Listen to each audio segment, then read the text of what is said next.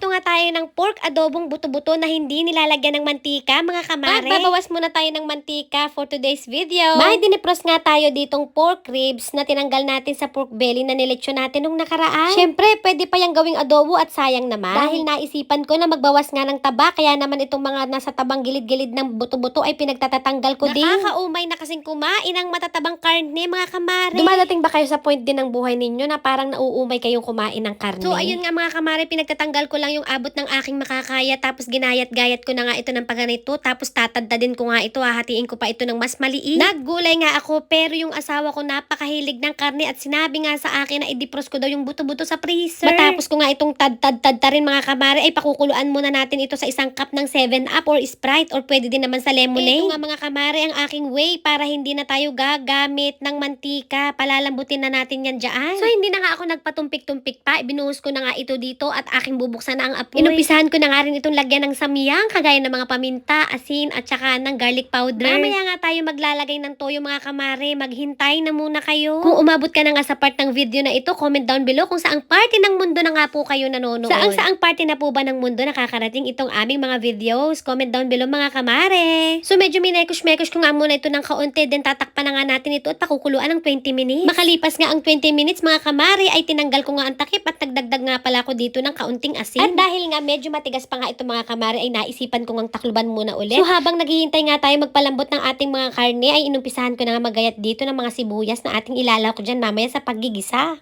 Makalipas nga ang 10 minutes at dahil masabaw pa nga ito, ay tinanggal ko na nga muna ang sabaw nito at ating iigahin nga ito. Hintayin nating magmantika ito ng kanya. Makalipas nga ang ilang minuto at nang magmantika na nga ito, ay inumpisahan ko na nga ring igisa ang ating mga karne. So nilagyan ko na nga ito ng garlic mga kamare. Frozen garlic nga ang ating gagamitin. Kung meron naman kayong fresh mga kamare, ay for the go. Dahil ako nga'y tamad maggayat, kaya frozen garlic ang aking ginagamit. At nang medyo umaaroma na nga ang ating bawang, ay siyang isinunod ko na rin ang aking mga ginayat na sibuyas. Sasangko-sangkutsahin nga lang din natin ito mga kamare hanggang sa iyan ay umaroma din. Then isusunod natin, lagay na natin ang ating mga sumusunod na mga ingredients, kagaya ng ating sabaw na natira. Ibabalik natin yan, ganyan.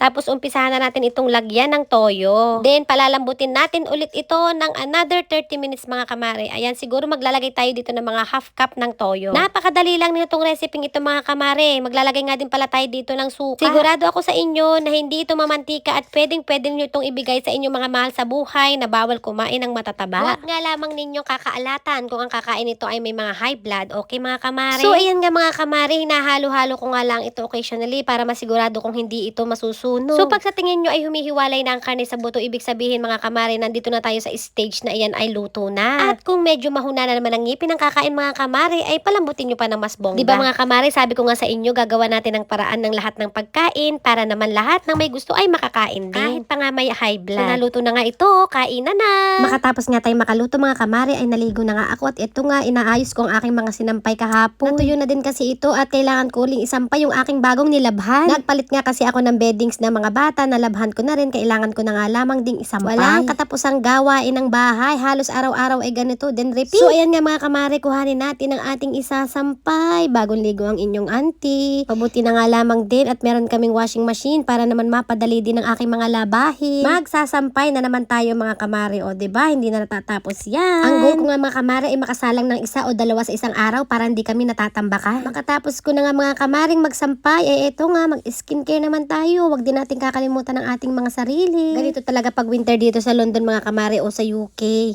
Talaga namang malimit ay nadadry ang ating mga balat, kaya kailangan nating i-toner yan. Tapos nga, syempre, maglalagay din tayo ng cream pagkatapos nating pahidan. Sobrang dry ang aking mukha mga kamare, kaya kailangan itong lagyan ng maraming cream. So wala namang masyadong ganap nga ngayong araw na ito, kaya naman eto nga, magpapalit na lang dito ng beddings. Then ganun lang, hanggang dito na lang muna ulit ang ating vlog.